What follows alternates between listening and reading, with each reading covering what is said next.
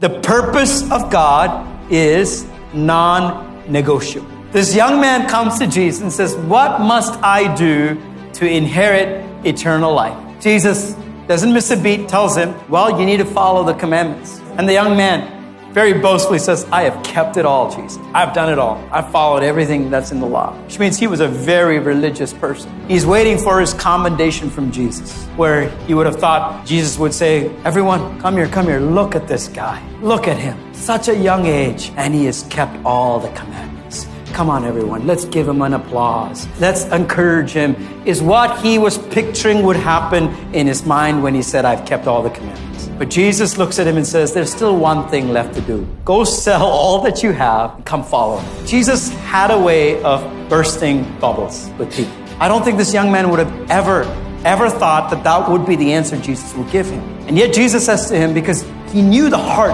of that man, and he says, give it all, come follow me. And that man walked away, discouraged, dejected. Now, you would think in this scenario, Jesus would say, oh, hey, come here.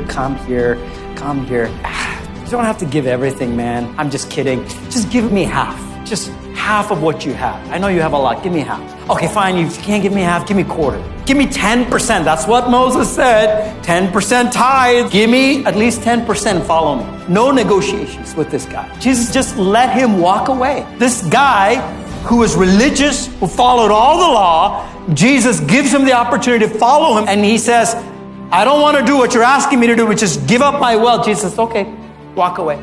You know why? Because Jesus knew the heart of that man. And that's why Jesus said no one can serve two masters. You cannot please two people. Meaning, as children of God, we cannot live to please the world and please God. You cannot live to fulfill the purposes of God and fulfill our own purposes. There has to be a distinction where we say, I have fully committed myself to give of myself to God, and in pursuit of the purposes of God, that whether it be my mundane work, I'm going to give it to God. And in doing so is how you discover the fulfillment of the plan of God.